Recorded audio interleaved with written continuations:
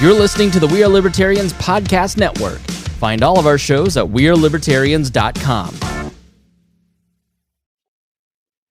After the end of the Carolingians in East Francia, or what would later sometimes be referred to as the Kingdom of Germany, the practice of electing the new monarch emerged. This practice had its roots in the pre-Charlemagne era of the Germanic tribes and kingdoms. The king of the Germans, who was contemporaneously styled as the king of the Romans, would always be one step away from becoming the Holy Roman Emperor, requiring the coronation by the Pope to seal the honorific. Otto the Great, the first in the post-Charlemagne era to be officially styled as the Holy Roman Emperor, would be followed by his son and grandson without any electoral fuss, but when Otto III died without an heir, it introduced the first imperial election with some historical record in the year 1002. From the mid-11th century until the death of Frederick II in 1250, the elections were generally a formality to provide a rubber stamp to the designated heir of the most recent emperor. But there were growing tensions emerging amongst the powerful families and political factions. This was the era of the investiture controversy and the struggle for supremacy between the German princes and the Pope. The House of Hohenstaufen, or the Stauffers, with their power base in Swabia, managed to maintain the claim to the throne through most of this era, and were supported by others in the pro-imperial faction that became known in Italy as the Ghibellines. The dominant opposing power was the House of Welf, originally from Bavaria and further extended into Saxony. The House of Welf aligned themselves with the Pope against the Stauffers. The Italians who supported this faction became known as the Guelfs. Frederick II had been deposed by the Pope in 1245, which technically created a vacancy in the official title of the Holy Roman Emperor. Frederick would continue ruling until his death, after which the anti-king, William of Holland, would be fully recognized as the King of Germans. However, no king would be elevated to the imperial title until 1312, giving this period the name of the Great Interregnum. The election of 1254 had the German prince-electors looking outside of Germany. The group of 7 electors, which by this time was clearly established, included 4 secular princes, the King of Bohemia, the Count Palatine of the Rhine, the Duke of Saxony, and the Margrave of Brandenburg, and 3 ecclesiastical princes, the archbishops of Mainz, Trier, and Cologne. The factions split, the Welfs supporting King Henry III's brother, Richard of Cornwall, and the Stauffers supporting King Alfonso X of Castile. Richard won a contested election by a margin of 4-3. After his death, the electors settled on Rudolf, the Count of Habsburg, in 1273. The House of Habsburg had quickly risen from minor status and the Hohenstaufen loyalists, to a political force under Rudolf. He would be the first Habsburg king of the Germans. His son Albert would not follow him immediately, but did win the election in 1298. And Albert's great-great-grandson, also an Albert, would eventually be elected in 1438. From this time forward, the Habsburgs would go on to own the electoral process and rule the Holy Empire until its dissolution in 1792. Welcome to the History of Modern Politics. My name is Chris Spangle, and the voice you heard in that cold open was Matt Wittlief, my co-host, and the intellectual genius behind this program. I'm just the monkey that pushes the buttons. Thank you, Matt. I really appreciate it. And back. Yep. We're very glad to be back for season 2, and we are excited to get back to work and start producing episodes. Thank you to everybody that listened to season 1. If you enjoyed it, please, the only way to grow this show is for you to spread the word. Share it with your friends, your family. And what we do here at the History of Modern Politics is we started way back in Rome, and we're now building an intellectual history of modern politics. We're talking about Hohenstaufens and Habsburgs and Rudolphs today. And all of this is important because history is one continuous, growing, developing, overlapping system that produces where we're at now. When we started this, Matt, it was like, do we start in the 80s with Reagan? Oh, well, we got to go to 79. And then we got to go to Kennedy. Oh, well, we can't leave Woodrow Wilson out. And then finally, when we got to Rome, it was like, all right, we got to just stop here. We're far back. We're far enough back now. Yeah. Yeah. And it is eventually leading up to our modern times. And where do these intellectual currents come from for modern conservatives, progressives, libertarians, and, the commies? But we'll get to all of that in future seasons. But this season, we are in the 1200s up to the late 13th century. And you know where we left off at the end of the first season was various provisions and negotiations that came into effect after that Second Barons' War, shortly after the Magna Carta, in the waning years of King Henry III's reign in the 1260s. Now, we let you know that he died in 1272 and indicated that his son, Lord Edward, would become the next King of England. And we'll get into the details of Kings Edward I, II, and III, which are all very dramatic, in the next episode. But we always like to, even though we're Anglo-centric here, because we've got to have sort of a home base to anchor ourselves to. And since American politics largely came out of England, that's where we're sitting, we still need to have a look at the continent and other parts of the world as we start to develop some of this stuff.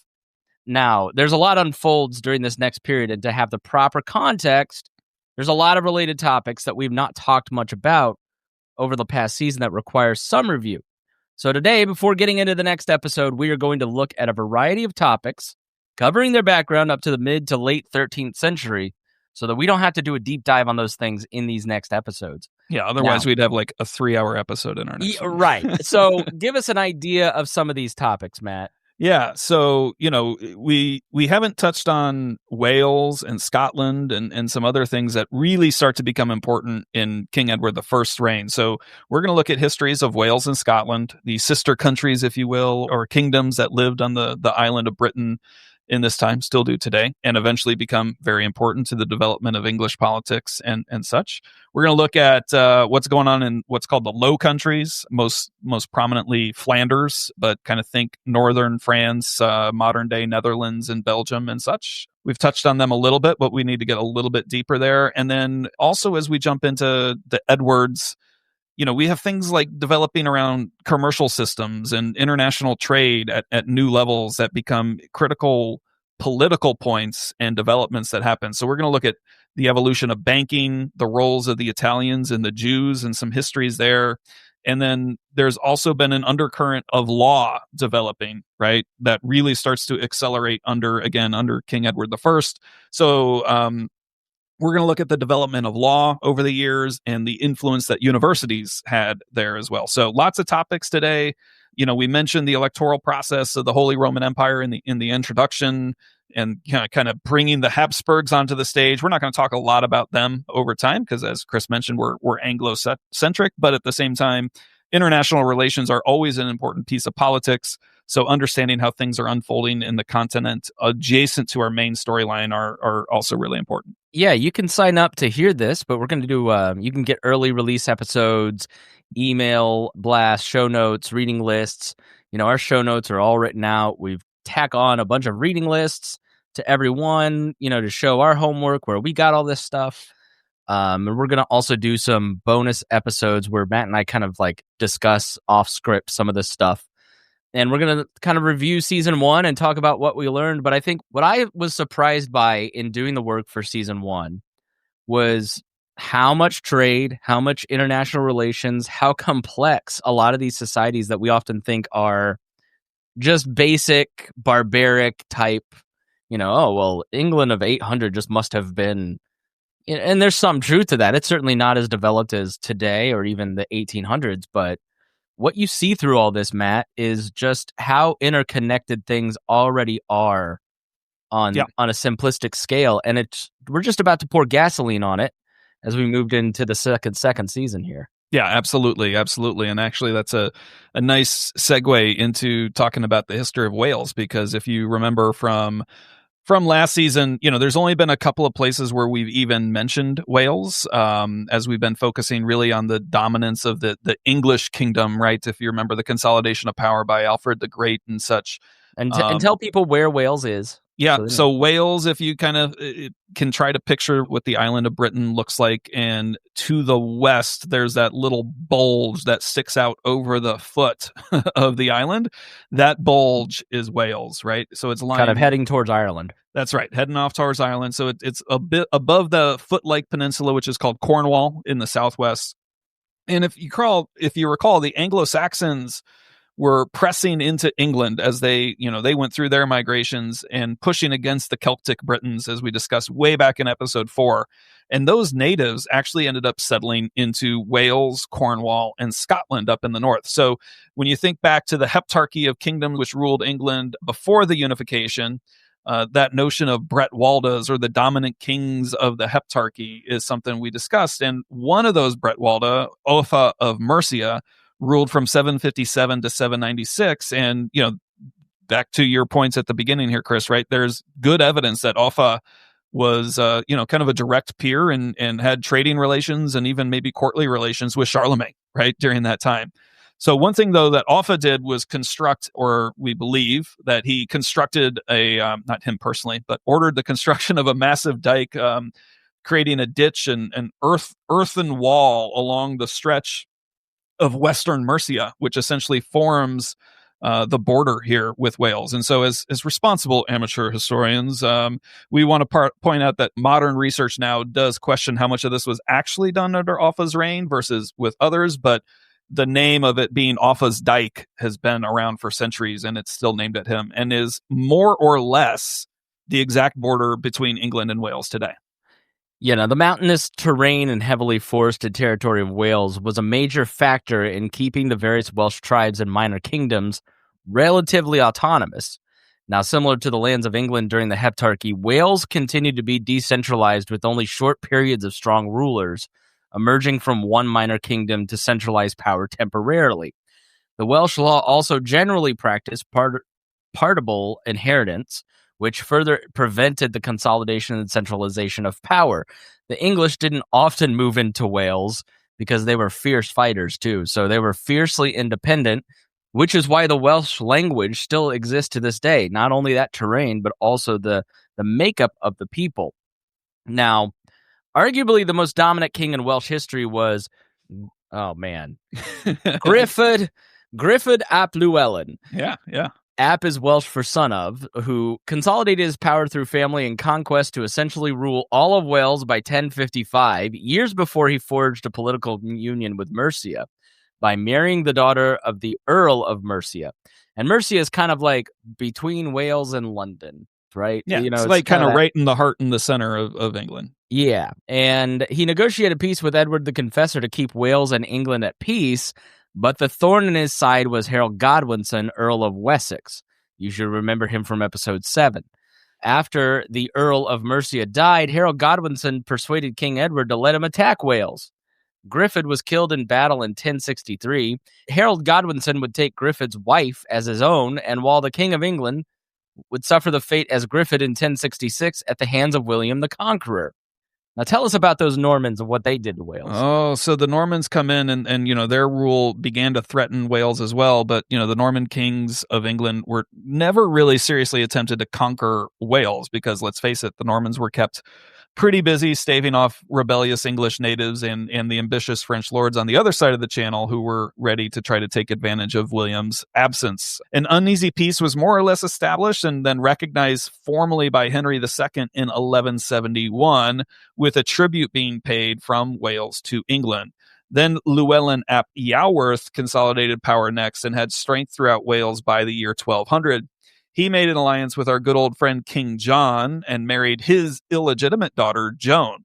And as most things with John, this didn't last, and Llewellyn who would go on to be known as Llewellyn the Great, allied with the English barons in the First Barons' War. So Llewellyn was able to continue his hold on power for decades through on-again, off-again skirmishes with the powerful English lords on the Welsh marches. So this is something actually I learned, through the course of, doing all the research for this, Chris. Like, I didn't know what a march was, but marches are essentially, an old word for the boundary between territories. You'll hear a lot in the coming episodes of the Welsh marcher lords and things like that. And that's really just talking about the powerful English nobles who hold territory right on the border of Wales.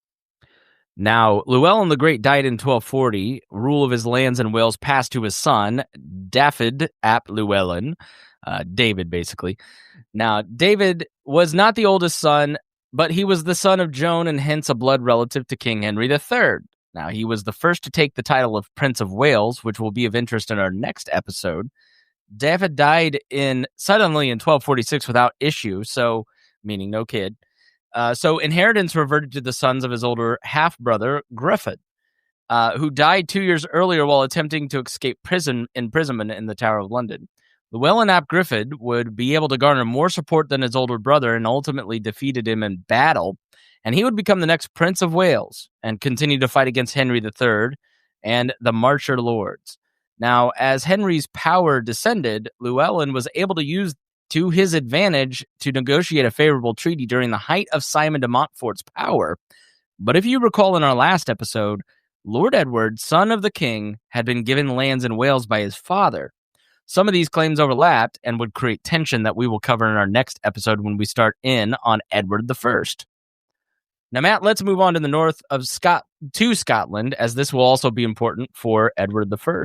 Yeah, absolutely. So Scotland, I think most of you all should know, is in the north of England, and thus far in our podcast episodes, we've only really mentioned it in regard to either marriage alliances with the English or military alliances with the enemies of the English. So let's go ahead and get up to speed on the overall history of Scotland and its relationship with England. So as you'll recall from way back in episode 2, the Romans never really advanced far enough to the north to conquer the entire island of Britain. Hadrian's Wall ended up essentially forming the border between the Roman province of Britannia and the tribal clans up to the north. And upon the exit of the Romans, the clans began to evolve into petty little kingdoms, clan-based kingdoms, and form their own dominant territories, just as we saw in the development of the Heptarchy, right? So the difference here, though, is that these kingdoms remained Celtic and they were not Anglo-Saxon.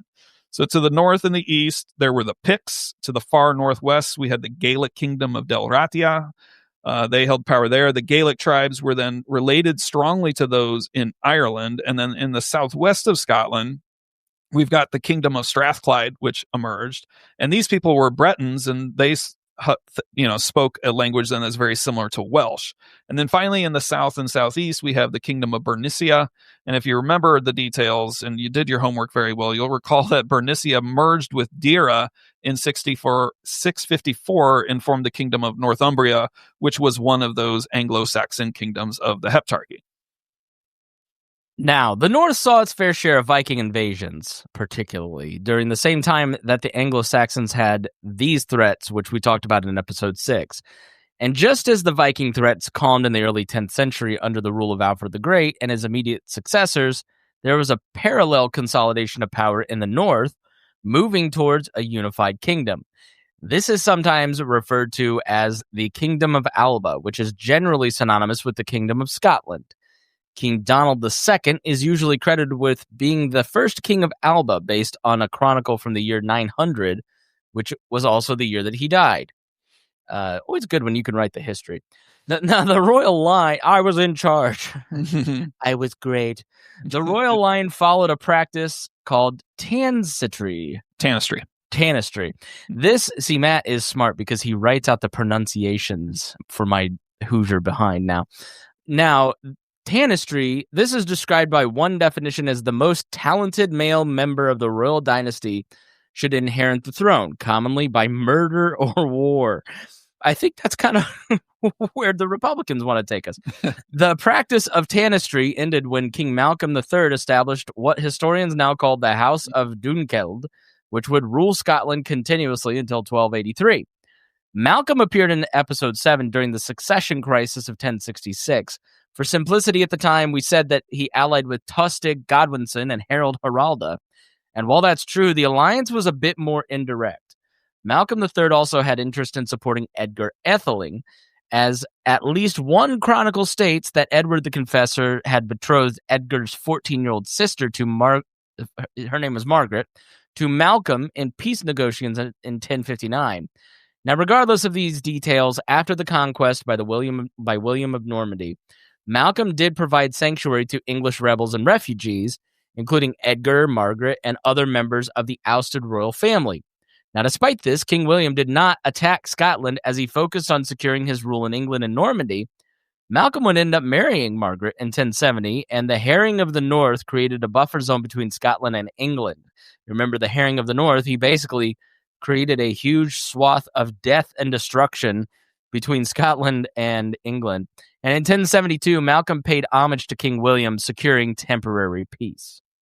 Yeah, so that region, Northumbria, which was the primary victim of the Harrying of the North, was the primary source of conflict that would then come in the subsequent decades. So this led to a battle led by the English Earl of Northumbria during the reign of William Rufus, whereby Malcolm III and his son were killed in action.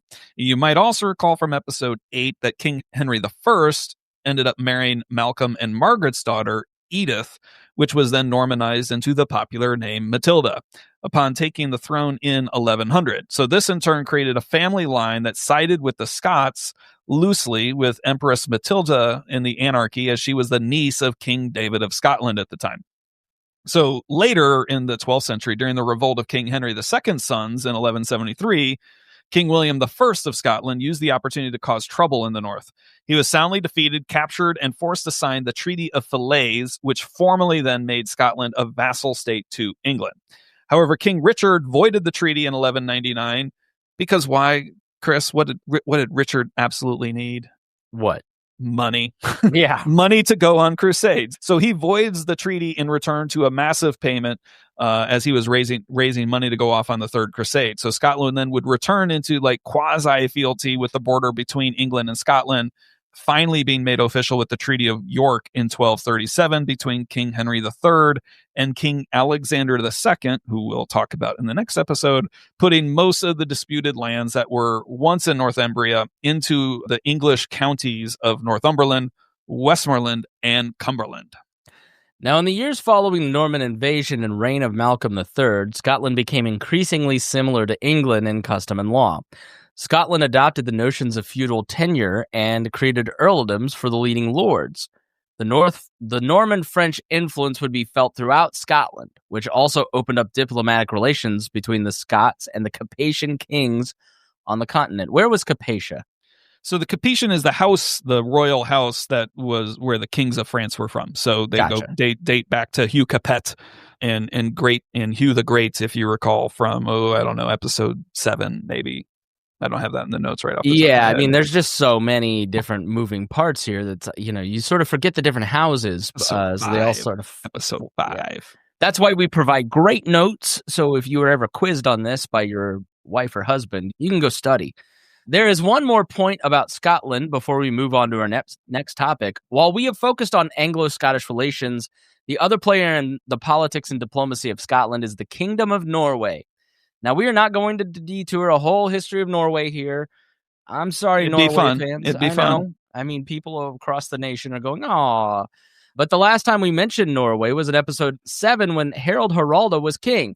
Now, those of you who played Civilization 6 on your iPad obsessively like I do know that you can choose him as a character and just go and raid and pillage like crazy. But prior to him, you'll recall, the unfortunately named Canute the Great had unified Denmark, Norway, and England in his personal kingdom. In the intervening years, Denmark split away from Norway. Now, despite their proximity, there was no serious attempt at reunification.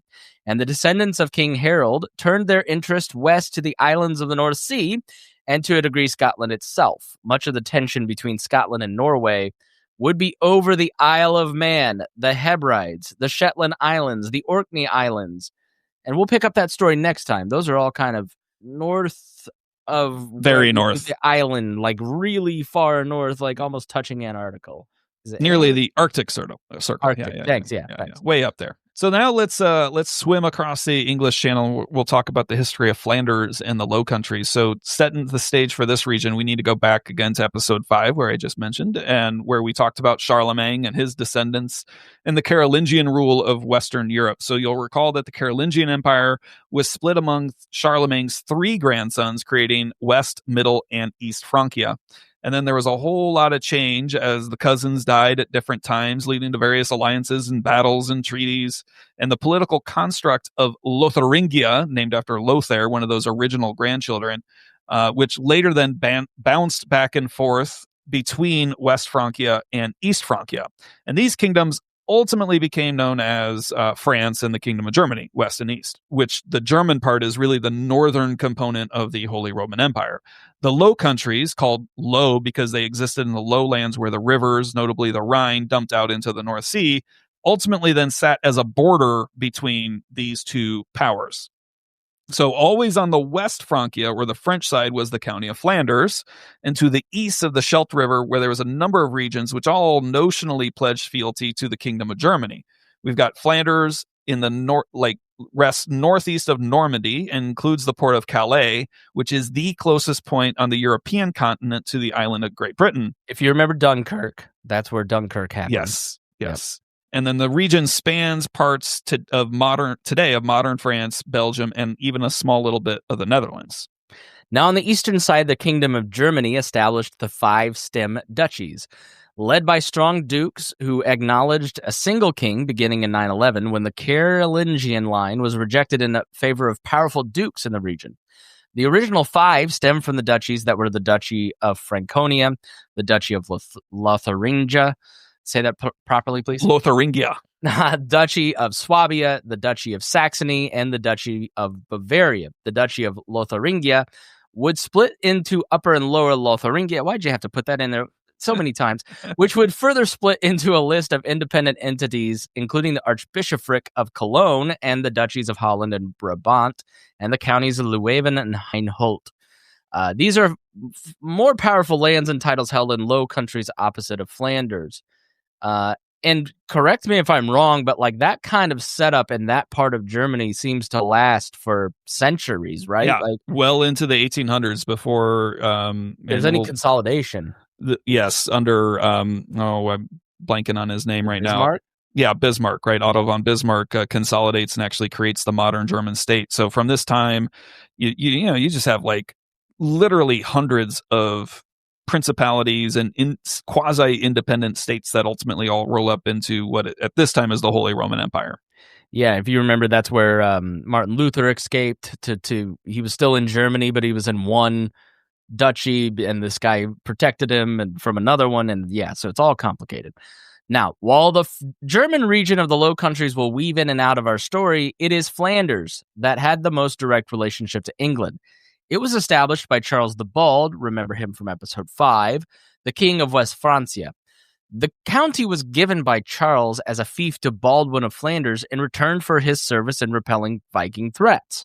His son Baldwin II married the daughter of Alfred the Great, which establishes a dynastic connection between the English kings in the courts of Flanders. Now, a few generations later, we go on to Baldwin V, who we met in episode 7. And if you recall, Baldwin V's daughter, Matilda, married William, the Duke of Normandy, a.k.a. William the Conqueror. Now, we didn't tell you last time, but Baldwin V's sister married Tosta Godwinson, and the court of Baldwin V served as the home for the exiled Emma of Normandy, wife of Athelred the Unready, and Canute the Great. However, the counts of Flanders would ally more closely with the kings of France beginning in 1070, during the Norman rule of England. Enemies of William the Conqueror, such as Edgar Atheling and Robert Curthose, would have refuge in Flanders, and Sweyn II of Denmark would use it to stage attacks on England. So again, you see all these different links, Matt, between all these different countries and players, and they are giving all kinds of different protections and marriages, and it's all interconnected even then. Yeah, absolutely. And the link between Flanders and England goes beyond the dynastic and, kind of political alliances, but it's also critical for economics. So English wool by this time had a reputation for its quality dating back perhaps as early as the time of Offa of Mercia, who we talked about in the Welsh part at the beginning here. By the 12th century, there is documented evidence of a growing wool trade between the English and the Germans, and Flanders became the obvious entry point for wool coming across the channel. The cities of the region began developing skills, which would then turn the English wool into cloth for sale. So the Flemish towns of Bruges and Ghent received city charters coming out of the feudal structure, like what happened in London and other merchant cities in northern Italy. This political and economic access between England, France, Flanders, and Italy would be tested in the reign of Edward I. And, I want to underscore here as well, the importance of this notion, right? Cities, as we think of cities today, didn't really exist. And we're not talking about from a population standpoint. It's really having people who are not just performing agriculture, right? It's the notion of skilled laborers, trade, merchants, and ultimately settling in one spot with enough volume of population where it's like, we don't live in this feudal system anymore. We need our own thing, our own system of government. So while London really is the first city to emerge in England, we actually start seeing more cities evolve here in the Low Countries, which will be important for the development of ultimately of democratic systems. Yeah, I mean, it's hard to understate how important the outsourcing of labor to currency, how big of a development that was in human history, because all of a sudden, instead of 1 hour's work in the field to get food, I can now go and do something differently with my time and then pay money that I earned there for other things, which creates a division of labor, right? So a lot of people can do a lot of things, and it's no longer bartering. That's right. And so then you start to see the explosions of cities. But right now, you need land to grow food because you have no other way to eat. Now, let's go on to banking, Italians, and the Jews. And this is an important part because obviously the history of the Jews plays an important part in Europe. It's still playing a part in Ukraine, as we can tell. But like we just said, the importance of money starts to develop in this time, Matt. So get us started. Where does this concept of currency begin, and how does it develop in Europe? So with the growth of the international trade, we see the need for financial innovation, and that leads to the emergence of banking systems, which, to this date don't really exist. So money from different kingdoms are changing hands, required middlemen to help smooth out the process. And so as agriculture grew beyond the level that was simply necessary for subsistence, commodities become available for export out of a lord's manor. And so that starts to grow. And by the 12th century, trade fairs were beginning to emerge in the county of Champagne, which is east of Paris, south of Flanders, and north of Burgundy. So this region serves as a central point for goods between Italy, England, France, and Germany to all come together. The Champagne fairs ran a circuit of 6 towns for 6 weeks each, creating a near continuous center for trade in this hub of Europe. And this also served as a place for goods coming in from Asia, Africa, and Scandinavia. And it's also important to mention the Crusades because they were a factor in the emergence of banking. Now, in episode 9, we mentioned briefly the Knights Templar. This religious military order was formed in 1119 to protect Christians making pilgrimages to Jerusalem. In the coming decades, the Templars established local offices throughout Europe to provide financial security to those who were coming to the Holy Land. It was expensive to make the journey and to stay in the Holy Land without access to income. The Templars would collect payment locally and provide a note or check to the pilgrim, which was redeemable upon arrival in the Holy Land. Now, this made the journey safer as people did not need to bring massive treasure or supplies with them and be subject to thieves or other disasters. So instead of sitting on the coins and precious metals, the Templars often bought up land, managed estates, and even owned the entire island of Cyprus at one point. Owned being a strong word, Matt. Yeah, I mean, I might have butchered for it, but held all the territory. They did control it. Yes. Yeah. I mean, I think if you put it in a perspective, right? I mean, you're a lord, a high-ranking noble with land and income, but now you're obligated to make this journey to the Holy Land. Like, you got to pay people to get you there. You got to have food all along the way. You're bringing along knights and another retinue of people who have to be fed. Like, what are you going to do? Carry literally hundreds of pounds of silver coins with you? No. So this development of exchange and the process of credit all starts to evolve and emerge here. Now, the papacy and other Italians took notice. Already a more advanced merchant economy than the rest of Europe, northern Italians borrowed innovations from the Templars and built upon ancient Roman merchant traditions. Now, why Italy? Think about the geography of it. It's between Jerusalem and France, right? Now, they also built on Roman merchant traditions. Now, the merchant banks grew in the Lombardy region, where the loans would be given to farmers in the beginning of the season in return for payment at harvest. Now, in addition to this, the merchant banks would provide insurance contracts against poor harvest seasons to protect the farmers against default. As the merchant banks grew rich, they advanced into the Champagne fairs for more sources of revenue. Pope Urban IV worked with the Italian bankers to create yet another new innovation, securing loans against future tax revenues. Now, Urban IV was Pope during the same time King Henry III of England, which was also right in the middle of the battle between the Guelphs and the Ghibellines. Say that correctly? Guelphs and Ghibellines, yeah. All right, I got it. He instituted a crusader tax amongst Christians. This steady income stream then provided with the bankers the predictable collateral against which they could lend money to the Pope to fund his wars against the Germans.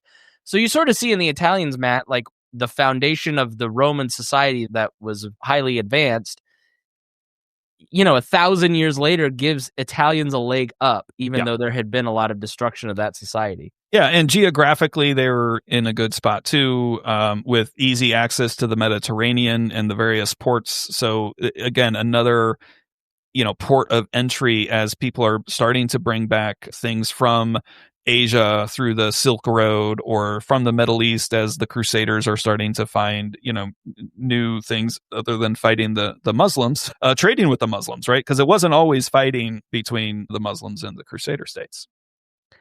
Now, we can't complete the story of banking without the introduction of the role of the Jewish people. Now, obviously, we could do a whole podcast series on just the history of the Jews, so we are going to summarize and cut some corners. There's many great books out there that kind of outline the history of the Jews, which I will add to the book recommendations. Now, Judaism started in the Levant, which is modern-day Israel, and surrounding countries, and remained largely in the Middle East until Roman times. Pompey, remember him from episodes 1 and 2, conquered Jerusalem, incorporating it into the Roman Republic. Many Jews were sent into the Roman slave system, beginning a new wave of Jews scattered across Europe, referred to as the Jewish diaspora. Now, discrimination against Jews, Matt, has a long history, doesn't it? Oh, yeah. And it goes back all the way to classical Rome and even before. And the degree of discrimination varied across various times and cultures, particularly in Europe, but began to hit a new peak in the early days of the Crusades. We mentioned the People's Crusade in episode 9, where thousands of Jews were killed by Crusaders on their way to the Holy Land. And most of this is attributed to the notion of some Christians that the Jews were collectively responsible for the death of Jesus Christ. This was not Catholic doctrine, but it was a prevalent notion. So when Jews were not being murdered by Crusaders, they were usually left on the outskirts of society. Some were feudal serfs and were excluded from many of the merchant activities due to discrimination. However, there was one job that Jews could often obtain, and that was related to tax collections and money lending. So at this time, most Christians were banned from collecting interest or usury on any financial transactions, but the Jews could do it. So they were more often employed by merchants or bankers to provide the service, which caused indirect gain. And as the merchant banks of Italy grew, royal and noble households had the need for more financial mechanics. Jews were often then employed in that capacity, and many did very well. During the reign of Henry II, Aaron of Lincoln, a Jew, amassed such fortunes through various money-lending activities that there was even a separate division of the exchequer formed simply to manage his taxes owed to the crown.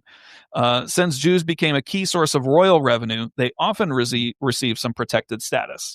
Until they didn't, and they needed more money, and then they confiscated all the wealth, which was complicated because you were confiscating all the wealth of your barons, too, which we will see, I'm sure, in future episodes.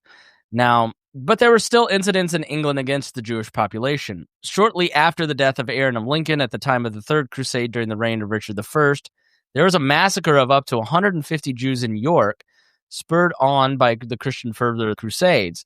In the 1230s, several towns expelled their Jewish population, mostly, but notably by Simon de Montfort and Leicester in 1231.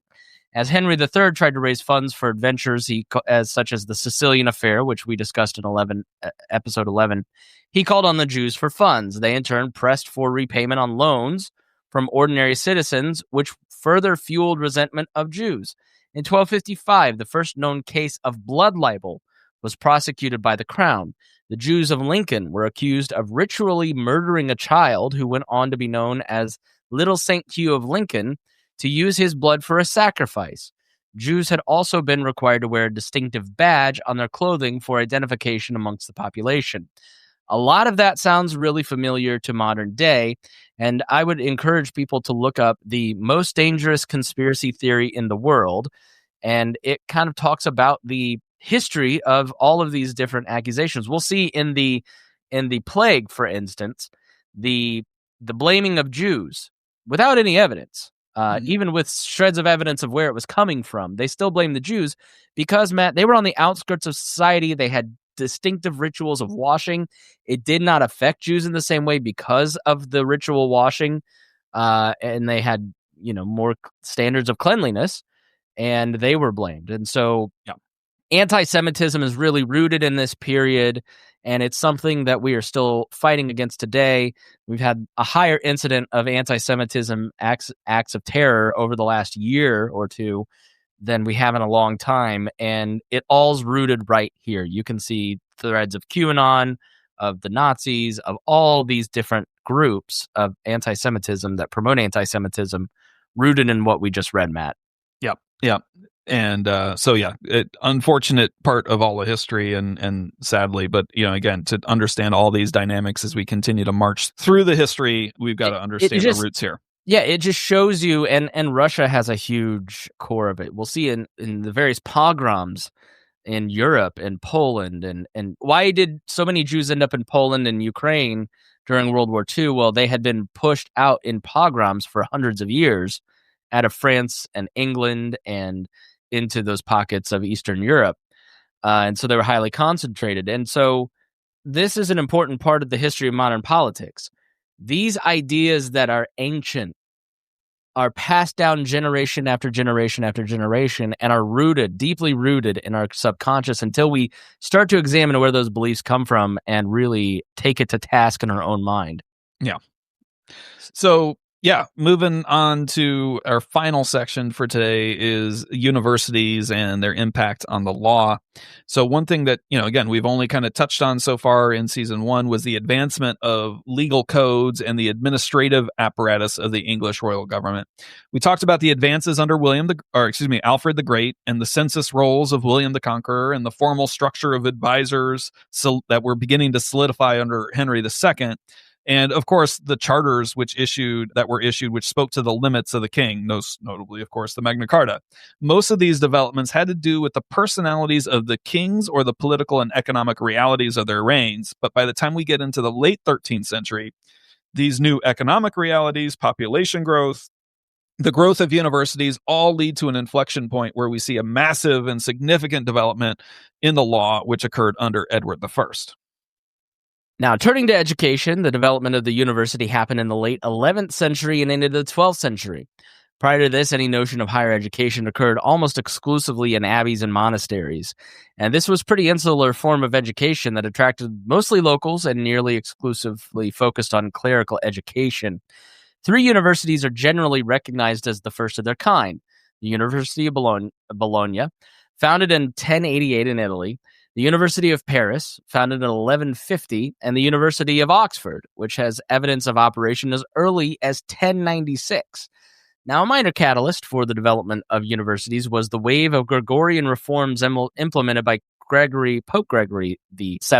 You will recall from episode 9 that he emerged as Pope in 1073 after the end of the era of truly awful popes from the Italian aristocracy. Now, the reforms led to an increased need for an educated clergy to support the administrative and legal aspects of the Catholic Church under the direction of the Pope. Now, around the same time, the old legal writings from the East were recovered in North Italy, leading to a pivotal moment in the study and development of law.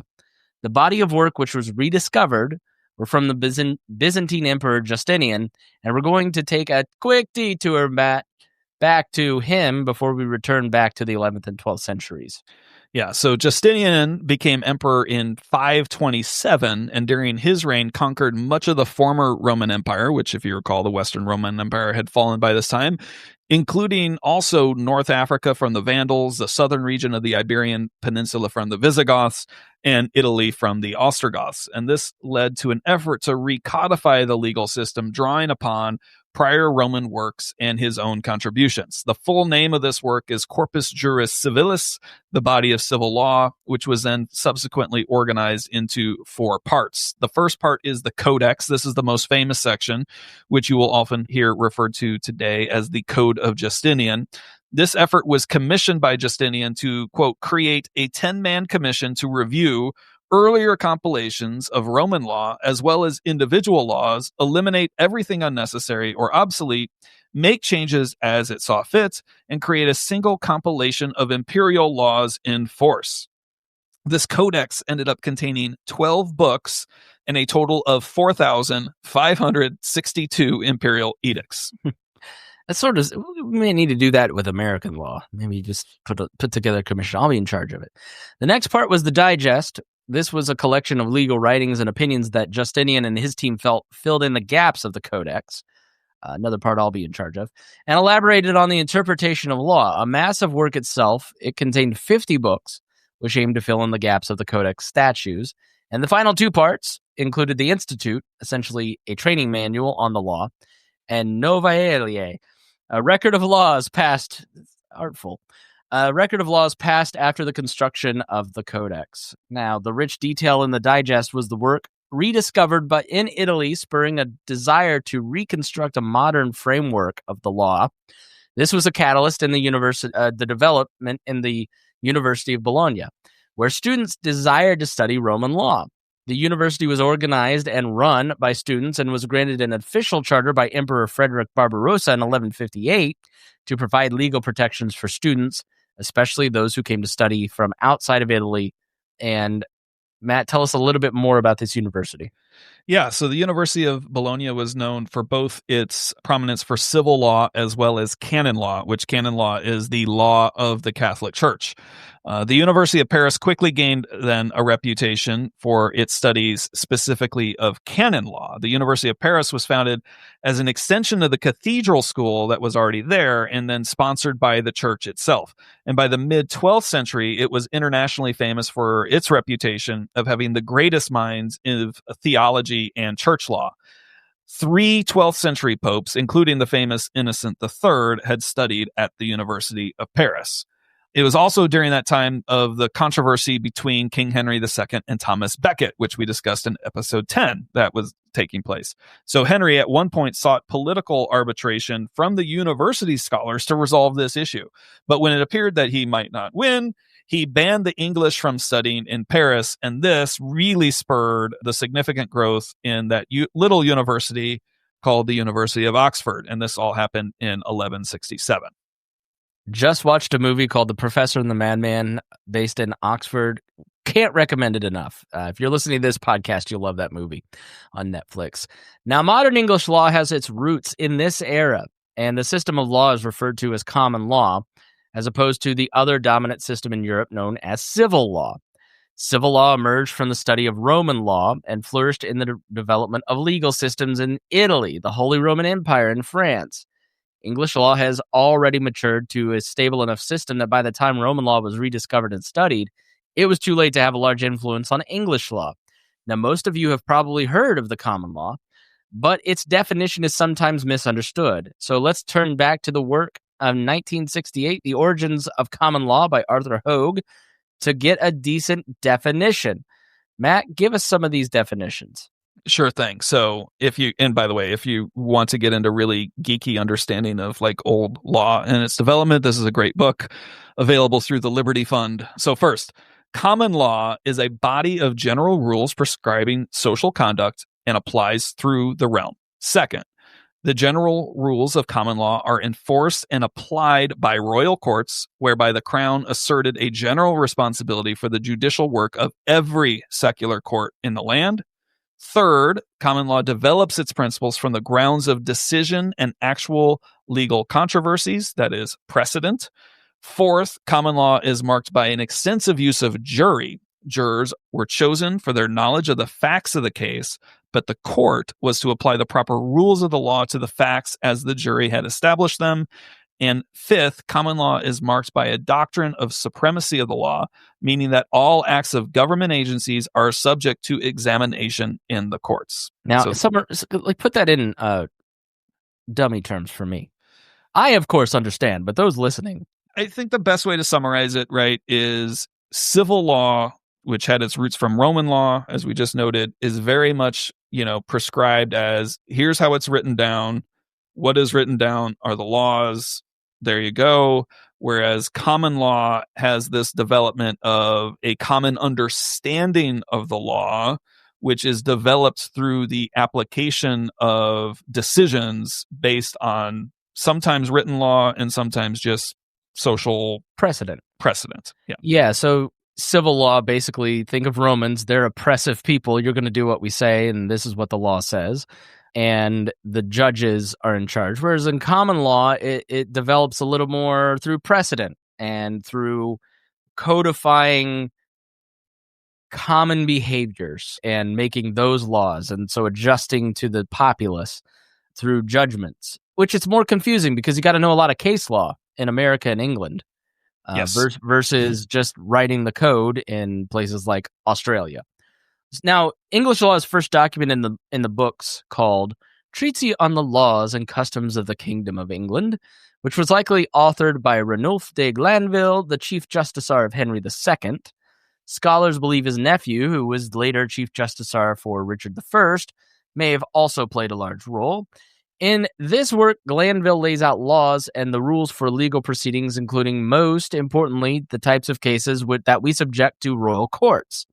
Henry II had accelerated the use of writs, which can be defined as an order from the king under the Great Seal, commanding a defendant to appear in the king's court to answer a complaint. Every writ was founded on some principle of law. The writ system was standardized and created a process for justice. By the time of Glanville's treatise, there were 39 writs. Over the next century, this had expanded to 471 writs. Most of this growth occurred under Edward I. And the other treatise that was written around this same time was called the Dialogue Concerning the Exchequer by the Lord High Treasurer Richard Fitz-Neal. And so this document outlines similarly, but specifically the legal processes around the jurisdiction, constitution, and practice of the Exchequer, which, if you remember, the Exchequer is essentially like the Department of Treasury, where all the tax money is flowing in and out of. And so as we saw in the last episode, during the reign of Henry III, it was fraught with the challenges between the king and the leading barons. And during his reign, a new and expanded treatise on law was written, although never completed, by Henry de Bracton. He was a judge in the royal courts, but never rose to the inner circle of the king. His treatise on the laws and customs of England became the foundation for the law under Edward I. And after his father's rule, Edward sought to further codify the legal system and find that right balance between royal prerogative and the freedoms for his people. Through this, he was heavily influenced by his top advisor, Robert Burnell, who was the Lord High Chancellor from 1274 until his death in 1292. Now, it's hard to believe, Matt, but you had to have all of this information and these little mini histories on these different things to fully understand and appreciate what we're going to talk about over the next 3 kings of England. Because we'll see some moments of power and glory for the kings of England. We'll also see a king deposed from the throne and something that had not happened since the Norman conquest. Yep, that's right. So I think that covers it for today, Chris. We've gone deep and scratched the surface on a lot of different things that, again, will help us really not have to take massive detours as we go through the first 3 Edwards here. All right. Well, thank you for joining us here on the History of Modern Politics. If you want to support our work, if you're getting a lot out of this, please go sign up at historyofmodernpolitics.com and become a member. You'll get all the show notes. You'll get the reading list. You'll get early release of episodes, and you will contribute by giving value for the value that you get from the show. We also ask that you please share the show and help spread the word, as that helps us. So thank you so much for joining us. Thank you, Matt. Thank you, Chris. And we will see you again in a couple weeks.